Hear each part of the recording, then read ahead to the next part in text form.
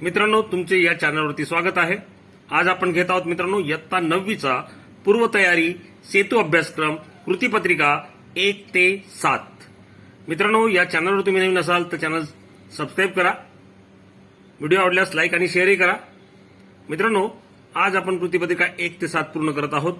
नंतर आपल्याकडे पुढील पत्रिका कृतीपत्रिका 8 पासून पुढील कृतीपत्रिका येतील। तर मित्रांनो, चॅनल नक्की सबस्क्राइब करा। चला मित्रांनो, सुरुवात करूया कृतीपत्रिका 1 ला। मित्रांनो, इथे बलाचे प्रकार दिलेत। संपर्क बल, असंपर्क बल म्हणजे काय ते आपण शिकलो आहोत। वस्तूवर बलाचे परिणाम हे सुद्धा मित्रांनो वाचून ठेवा। चला मित्रांनो, सुरुवात करूया आपल्या कृतीपत्रिका क्रमांक 1 च्या पहिल्या प्रश्नाला। काय मित्रांनो बघा, खालील चित्रामधील बलाचे प्रकार ओळखा। आता मित्रांनो, चित्र कोणते दिलेत तर या पद्धतीचे चित्र आपल्याला दिलेले आहेत। तर मित्रांनो, यामध्ये जर बघितलं आपण तर जिथे रस्सी खेच खेळ खेळला जातोय, दोघी बाजूंनी सारखा फोर्स लावला जातोय, बल लावलं जातंय, आणि या दुसऱ्या चित्रात जर आपण बघितलं तर इकडचे लोक होडले जात आहेत। म्हणजेच मित्रांनो, हे कोणतं बल आहे? पहिलं बल जे आपल्याला म्हणता येईल संतुलित बल, दुसरं आहे असंतुलित बल। पुढे बघूया, खालील क्रियामध्ये संपर्क व असंपर्क बल यापैकी कोणती बले वापरली जातात त्याची नावे लिहा। मित्रांनो, झाडावरून फळ खाली पडणे हे असंपर्क बलचं उदाहरण आहे। तराजूच्या पारड्यातील एक बाजू खाली येणे हे संपर्क बलातील उदाहरण आहे। बॅटने चेंडू टोलवणे हे सुद्धा संपर्क बलाचं उदाहरण आहे।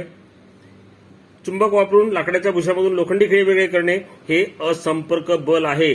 अशा पद्धतीने मित्रांनो याची उत्तरे तुम्ही लिहिणं गरजेचं आहे। आता पुढचा प्रश्न बघूया मित्रांनो, काय आहे तो? केसावर घासलेला फुगा भिंतीवर चिकटतो। केसावर घासलेला फुगा भिंतीवर आणल्यास फुग्यावर विरुद्ध विजातीय स्थितिक विद्युत प्रभार निर्माण होतो। विजातीय विद्युत प्रभारांमध्ये आकर्षणामुळे फुगा भिंतीवर चिकटतो।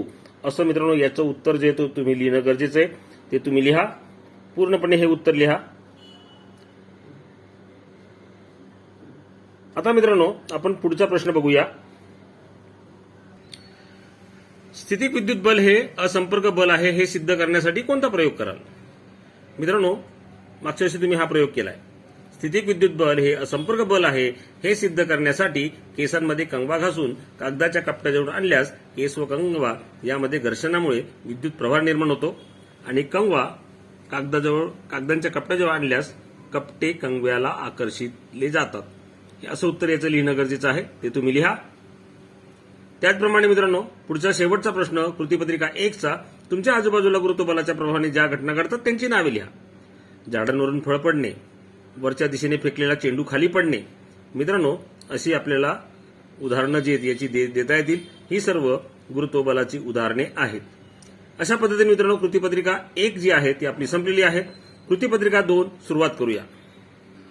कृतीपत्रिका 2 मध्ये मित्रांनो जडत्वाविषयी आपल्याला माहिती आहे। जडत्व व जडत्वाचे प्रकार त्याविषयी मित्रांनो प्रश्न पण असणार आहेत, हे थोडं वाचून ठेवा। आपण वळूया सरावाकडे। सराव करूया मध्ये पहिला प्रश्न काय बघा, सायकलचे मागचे चाक पाण्यात ठेवून फिरवले असता पाणी चाकावरून पुढे जात असल्याचे दिसते, हा जडत्वाचा कोणता प्रकार आहे? तर मित्रांनो, हा प्रकार आहे गतीचे जडत्व। याला म्हणतो आपण गतीचे जडत्व। दुसरा प्रश्न बघा, तुमच्या दैनंदिन जीवनात जडत्वासंदर्भात तुम्हाला कोणते अनुभव आले आहेत त्याची 2 उदाहरणे लिहा। बसमध्ये बसलो असता अचानक ब्रेक लावला तर आपण पुढे झुकतो। बसने अचानक वळण घेतल्यास प्रवासी विरुद्ध दिशेने फेकले जातात। मित्रांनो, हे तर आपल्या रोजच्या जीवनातली उदाहरणं आपल्याला सहजपणे देता येतील। याचं उत्तर या पद्धतीने तुम्ही लिहू शकता, किंवा तुम्ही दुसरी उदाहरणे सुद्धा याच्यामध्ये टाकू शकता। पुढचा प्रश्न आपला आहे, खालील उदाहरणांना जडत्वाच्या प्रकाराची नावे लिहा। विजेचा पंखा बंद केला तरी काही वेळ फिरत राहतो। मित्रांनो, हे आहे गतीचं जडत्व, कारण की विजेचा पंखा गतिमान असतो आणि तो बंद केला तरी गतीच्या जडत्वामुळे तो काही वेळ फिरत राहतो। पुढचा प्रश्न, बस अचानक थांबली असता बसच्या मधल्या मोकळ्या जागेत असणारे साहित्य पुढे जाते, हे आहे मित्रांनो गतीचे जडत्व। विराम अवस्थेतील जडत्व पुढचं सांगता येईल आपल्याला, कारण की चटई झटकन उडली असता त्यावरील साहित्य आहे तिथेच राहते। हे विराम अवस्थेतील जडत्वाचं उदाहरण आहे असं आपल्याला मित्रांनो सांगता येईल। पुढचा प्रश्न बघूया, खालील उदाहरणे चूक की बरोबर ते लिहा। खालील उदाहरणे चूक की बरोबर मध्ये आपल्याला दिलंय, सायकलचं पॅडल मारणे थांबवले असता सायकल लगेच थांबते।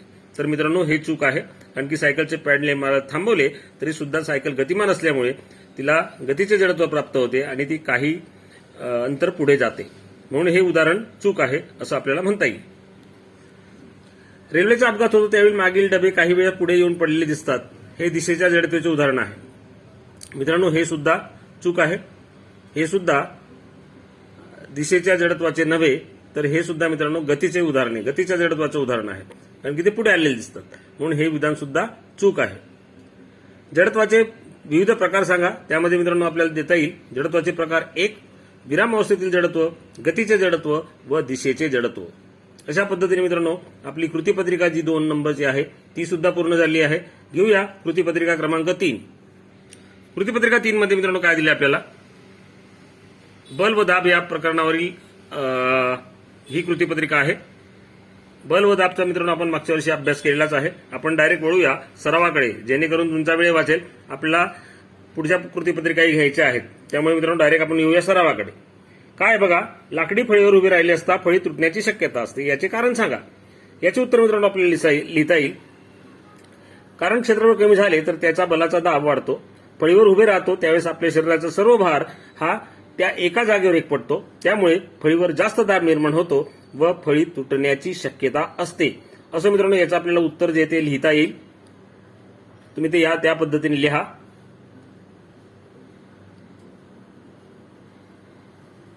पुढचा प्रश्न लगेच बघूया मित्रांनो। आकृतीमध्ये जास्त दाब असणाऱ्या कमी दाब असणाऱ्या ठिकाणाचे क्रमांक लिहा। आता मित्रांनो इथे क्रमांक दिलेत 1, 2, 3। जर तुम्ही एका ठिकाणी बघितलं तर ती रेस थोडी जास्त अंतरावर गेली, 2 वरती पाण्याची धार जास्त अंतरावर कमी अंतरावर आहे आणि 3 खूपच कमी आहे। याचा अर्थ काय होतो, सर्वात जास्त दाब हा 1 वरती आहे, म्हणजे एकदम खालच्या क्रमांकावरती आहे। कमी दाब सर्वात वरच्या क्रमांक म्हणजे 3 वरती आहे। तुम्ही लिहा सर्वात जास्त दाब 1 आणि कमी दाब 3। पुढचा प्रश्न आहे, तुम्ही जर वरच्या मजल्यावर राहत असाल तर पाणी कमी येते आणि खालच्या मजल्यावर राहत असाल तर पाणी जास्त येते, असे का होते? पाण्याची टाकी ही नेहमी वर म्हणजे आपल्या गॅलरी किंवा टेरेस जिथे असतो तिथे असते। वरच्या मजल्याचे अंतर म्हणजे खोली कमी असते, खालच्या मजल्यावर खोली जास्त असते म्हणजे अंतर जास्त असते। पाण्याच्या खोलीप्रमाणे दाब वाढतो हे आपण शिकलो आहोत, म्हणून पाण्याच्या खोलीप्रमाणे दाब वाढतो, म्हणून वरच्या मजल्यावर पाणी कमी व खालच्या मजल्यावर पाणी जास्त येते। असं मित्रांनो याचं उत्तर तुम्ही लिहा। पुढचा प्रश्न, खालील आकृतीमध्ये द्रवाचा कोणता गुणधर्म लक्षात येतो? पाणी भरले असता बाजूला लावलेला फुगाही फुगतो, यावरून पाण्याचा दाब बाटलीच्या सर्व बाजूंवर पडतो हे सिद्ध होते। मित्रांनो कृतीपत्रिका 3 ही आपली संपलेली आहे। कृतीपत्रिका 4 मित्रांनो आपण घेत आहोत, ती आहे मित्रांनो इयत्ता 8वीचे प्रकरण धाराविद्युत।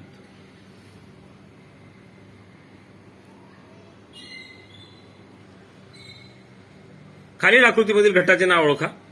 मित्रांनो ही आकृती दिली आहे, अर्थात ही आहे मित्रांनो कोरडा विद्युत घटाची, कोरडा विद्युत घट।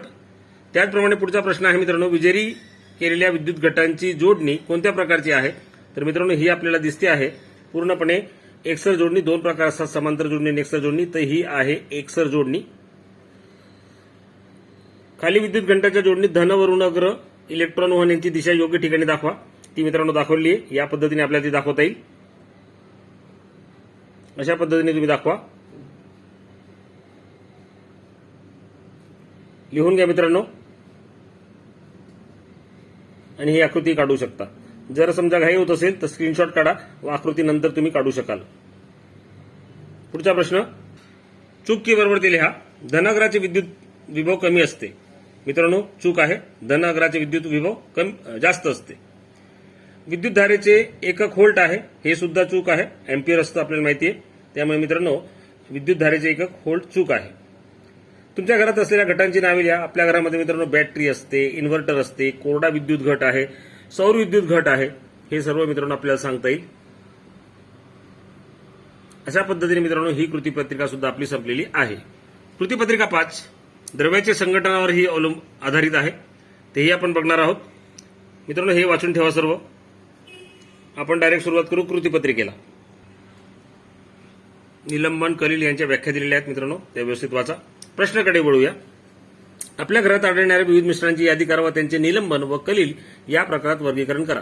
मित्रांनो आपल्या घरामध्ये बघितलं तर लिंबू सरबत आहे, त्याचप्रमाणे मित्रांनो वाळू आणि पाण्याचे मिश्रण आपण करू शकतो, ते आहे निलंबन। लक्षात घ्या, लिंबू सरबत, वाळू आणि पाण्याचे मिश्रण निलंबनामध्ये येईल, आणि कलिल मित्रांनो आपल्या घरात दूध येतच, धूरही होतो, ते सांगता येईल आपल्याला कलिल आहे। नीट लक्षात घ्या, निलंबन म्हणजे लिंबू सरबत, वाळू आणि पाण्याचे मिश्रण, कलील म्हणजे दूध आणि धूर. पुढचा प्रश्न लगेच लिहा. पुढील प्रमाणे मिश्रण तयार केल्यास समांगी मिश्रण किंवा विषमांगी मिश्रण यापैकी कोणत्या प्रकारचे मिश्रणे तयार होतील? तर मित्रांनो आपल्याला सांगता येईल. आपल्याला चित्रामध्ये दिसतंय वाळू अधिक पाणी आहे, म्हणजे मित्रांनो 2 प्रावस्था दिसत आहेत, म्हणजे हे विषमांगी मिश्रण आहे. दुसरे मित्रांनो साखर आणि पाणी आहे, याची एकच प्रावस्था दिसते, म्हणून हे समांगी मिश्रण आहे.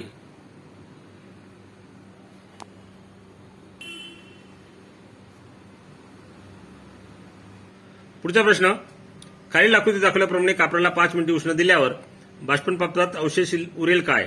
आता मित्रांनो इथे कापराला जर उष्णता दिली तर आपल्याला लक्षात येईल, आपल्या घरातही आपण कापूर जळवतो तर कोणत्याही प्रकारचा अवशेष उरत नाही, म्हणून लिहा कापूरला उष्णता दिल्यास अवशेष उरत नाही. पुढचा प्रश्न, स्थिर असताना कलील द्रावणाचे कण तळाशी जमा होत नाहीत, तथापि निलंबनाचे कण तळाशी का जमा होतात? तर मित्रांनो याचं उत्तर जरा व्यवस्थित लिहा. कलील हे स्थिर असून कलील कण द्रावणात एकसारखे मिसळलेले असतात, तर निलंबन कण द्रावकात न विरघळता निलंबित राहतात, म्हणून कलील द्रावणाचे कण तळाशी जमा होत नाहीत व निलंबनाचे कण तळाशी जमा होतात. अशा पद्धतीने मित्रांनो याचं उत्तर अपेक्षित आहे, ते तुम्ही लिहा. मित्रांनो घाई होत असेल कारण की आपण बऱ्याच कृतीपत्रिका एका याच्यात घेत आहोत, तर मित्रांनो स्क्रीनशॉट काढून तुम्ही ते नंतर लिहू शकाल. कृतीपत्रिका 6 मित्रांनो आपण सुरुवात करत आहोत. ही आहे द्रव्याच्या संघटनावर आधारित. इथे सुद्धा मित्रांनो आपण फक्त काय घेणार आहोत तर फक्त प्रश्नच घेणार आहोत. हे सगळं वाचून ठेवा. तुमच्या घरामध्ये असणाऱ्या स्थायीरूप, द्रवरूप, वायुरूप पदार्थांची यादी करा. स्थायीरूप पदार्थ आपल्या घरात असणारे टेबल, पंखा, ग्लास, पेन, तुम्ही इतरही उदाहरणं देऊ शकतात. द्रवरूप आपल्याकडे दूध असतं, पाणी असतं, रॉकेल असतं, तेही तुम्ही वेगवेगळे देऊ शकता. आणि वायू जर म्हटला तर गॅस आहे किंवा घरामध्ये खेळणारी हवा, ह्या 2 तुम्ही देऊ शकता, किंवा अजूनही वेगळं काही असेल तर तुम्ही देऊ शकता. पुढे प्रश्न दुसरा, घरात लावलेल्या उदबत्तीचा वास लगेच पसरतो. या उदाहरणावरून वायुरूप पदार्थांमधील आंतररेणवीय बलाबाबत कोणता निष्कर्ष काढाल? मित्रांनो आपल्या घरात रोज आपण उदबत्ती लावतो, त्यावरून आपल्याला काय समजतं बघा. घरात लावलेल्या उदबत्तीवरून वास लगेच पसरतो, यावरून वायुरूप पदार्थांमधील आंतररेणवीय बल अतिशय क्षीण असते, हा निष्कर्ष आपल्याला काढता येतो, कारण की तो वास लगेच पसरतो. पुढचा प्रश्न, मेणबत्ती जळत असताना मेणाच्या 2 अवस्था कोठे दिसतात? मेणबत्ती जळता त्या ठिकाणी द्रवरूप मेण दिसते व लगेच स्थायीरूप अवस्था दिसते, असं आपल्याला उत्तर लिहिता येईल. पुढचा प्रश्न आहे, खालील पदार्थांचे धातू व अधातू यांचे वर्गीकरण करा. मित्रांनो तांबे दिले, लोखंड, कार्बन, अॅल्युमिनियम, आयोडीन, ऑक्सिजन दिलाय, तर आपल्याला सांगता येईल तांबे, लोखंड, अॅल्युमिनियम हे धातू आहेत आणि कार्बन, आयोडीन आणि ऑक्सिजन हे आहेत अधातू. पुढची कृतीपत्रिका बघूया मित्रांनो. कृतीपत्रिका आहे 7. अणूचे अंतरंग, जे आपण 8वीत शिकलो त्याच्यावर आधारित आहे. मित्रांनो बघा इथे KLMN या कक्षा दिलेल्या आहेत. सोडियमचा अणू आहेत, इलेक्ट्रॉन दाखवलेले आहेत. आपण कृतीपत्रिकेकडे वळूया, सरावाकडे. इलेक्ट्रॉन, प्रोटॉन, न्यूट्रॉन हे अणूंमध्ये असणारे अणुकण आहेत, किंवा अणुकण लिहिलं तरीही चालेल. दुसरी रिकामी जागा आहे. इलेक्ट्रॉनवर टिंबटिंब प्रभार असतो, तर तो असतो ऋण प्रभार. जोड्या जुळामध्ये मित्रांनो प्रोटॉन, इलेक्ट्रॉन, न्यूट्रॉन, तर यांची जोडी प्रोटॉनची जोडी जुळेल धनप्रभारित, इलेक्ट्रॉनची जुळेल ऋणप्रभारित आणि न्यूट्रॉन उदासीन असतात. पुढचा प्रश्न लगेच घेऊया. प्रश्न दुसरा A, खालील मूलद्रव्याचे इलेक्ट्रॉन स्वरूपण व संयोजा लिहा.